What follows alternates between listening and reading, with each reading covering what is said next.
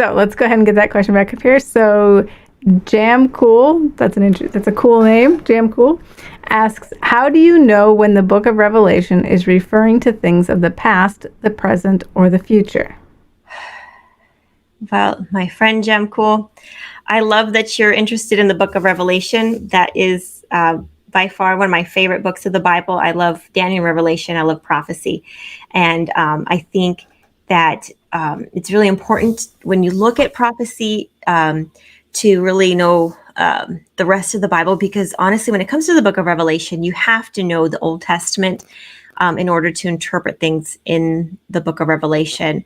You see that throughout the book. Like in the beginning of the book, it says that Jesus is in the midst of 7 golden candlesticks. Well, what is that referring to? Well, you need to know the Old Testament, because then it's very obvious it's referring to the sanctuary. And you know that there's a sanctuary in heaven because of Hebrews chapter 8, verses 1 and 2 says that basically Jesus is a high priest up in the sanctuary in the heavens, not built by man, but built by God.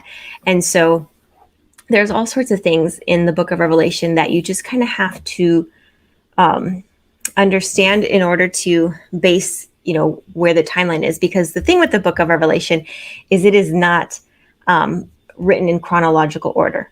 It kind of does something where it says something, it repeats and enlarges, kind of like the book of Daniel. Like if you read Daniel chapter 2, it's a very quick outline of the nations that would rise, and then Jesus comes in the end. And then you see that again, but with more detail in chapter 7, 8, and then 11. And so basically, when it comes to the book of Revelation and figuring out, what has happened, what hasn't happened, you kind of just have to go through each section. Like Revelation 2 and 3 are about the 7 churches. So it's, is that linear? Well, it appears to be, the state of the church from the time of Christ until the coming of Jesus. This is what's going to happen in the church. These are kind of phases of the church from that time. And so where are we at? Well, it would appear, have we gone through the church of like Sardis and these things where, it says like there's martyrs that are going to happen and all these, things. And based on, what we've seen in history, it appears that we're the last church, which is the church of Laodicea, which is, a church that's lukewarm, that thinks that they're saved, but, they've grown cold, they've grown lukewarm. They're not really 100% for God or for the world. And so God is saying, I stand at the door and knock. I want you guys to wake up because I'm coming. And so this is a time where I really see that in the world around us, that we have a lot of Christians that are Christian by name, but not by heart or by love or by action. And so I think, it's just very comfortable to be a Christian at this time in our history, at least in this country.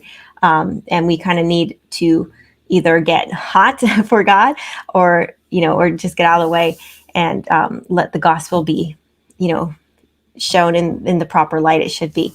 And then you go into, Revelation chapters 4 and 5, which talk about the throne. And that's just more talking about, basically the throne. But when you get into 6, 7, 8, and the rest of it, basically, these are different phases of, prophecies, like the 7 trumpets, the seven seals. So, the first it's the 7 seals, then it's the 7 trumpets. And then you just kind of have chapter 12, which is kind of, the climax, because the book of Revelation is written chiastically, which means that, everything kind of goes up to the centerpiece and then goes down and kind of mirrors what was already said.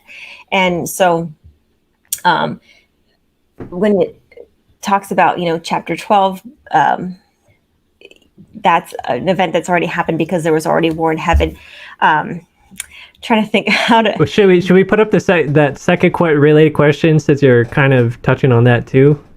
Well, before we do that, let me just say this. To know where we're at, you just kind of need to look at history and the Bible and figure out if this has happened yet or not. So when it comes to like the 7 trumpets, well, everything's happened in the 7 trumpets except for the last one.